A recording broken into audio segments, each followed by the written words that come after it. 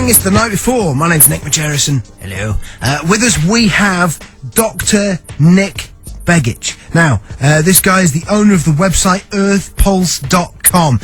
He's a researcher who's been looking into all sorts of things, but largely technology, mind and brain enhancing technologies, mind control technologies. Listen, let's get him on the show. We've got some incredible stuff to cover here. Dr Nick Begich, thanks for joining us. Hey, thanks for having me. It's good to be with you in the UK today. One of the things that's been mentioned in the past to us is something called HAARP, and it's spelled H-A-A-R-P. Lots of people have got lots of theories about what it is.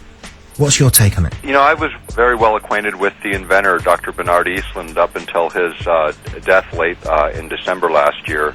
And he had invented a device that was essentially would focus radio frequency energy, concentrate it through an array or a field of antennas.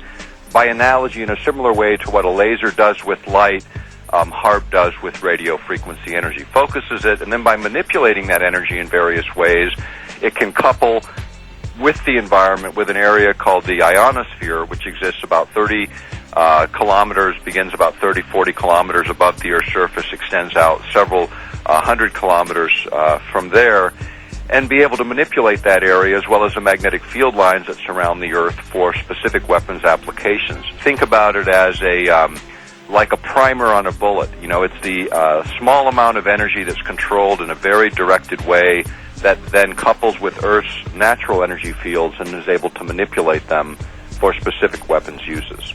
So it's a weapon?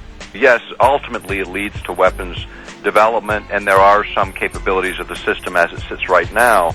HAARP has the ability to do a variety of things that show up in the open literature from the military, including things like enhancing over-the-horizon radar.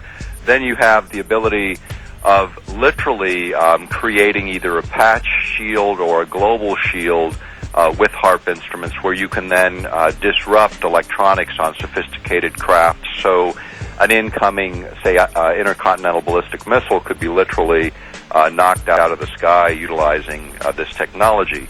And then, of course, there's the more exotic applications that have shown up in the literature, and something we researched pretty thoroughly. In fact, we used over 350 reference sources, primarily government and academic records.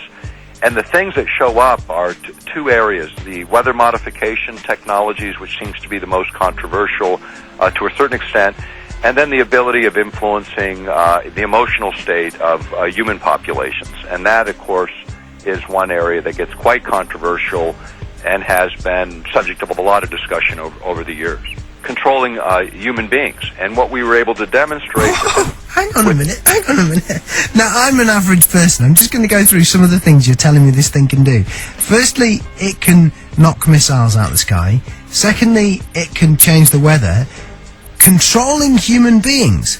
Absolutely. In fact, on an emotional level, there was a paper that was done by J.F. Gordon MacDonald, and what he suggested back in the 60s was if we could ever figure out how to electronically stroke the ionosphere in just the right way, we could control the behavior of people over huge geographic areas. HAARP, in fact, has the capability of doing this either as a side effect or a deliberate effect, but the section in the European Parliament's resolution, which follows the HAARP sections, it says, it calls for an international convention introducing a global ban on all developments and deployments of weapons which might enable any form of manipulation of human beings, unquote. And the reason that we got that in is we were able to demonstrate in the hearing an infrasound device, a device that transfers sound directly into the human body, where you can perceive it just like people hear our voices on the radio today, only is coming from a very, very different place. And what we had asserted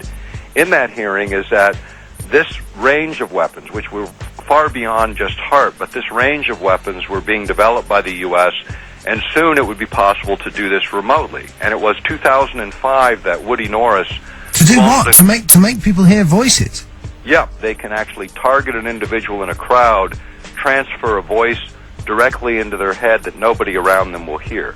And that kind of technology... Oh, man, this is messed up. So hang on a minute. So let me get my head together on this, because this is quite a lot to take on board. What you're telling me is that there is technology that exists that can beam voices into people's head. That's correct. So this HAARP project that you're telling me about, and I mean, this is an unbelievable thing that you're telling me about here. This is based in Alaska. You're in Alaska. I mean, that's where we're talking to you from at the moment. I mean, right.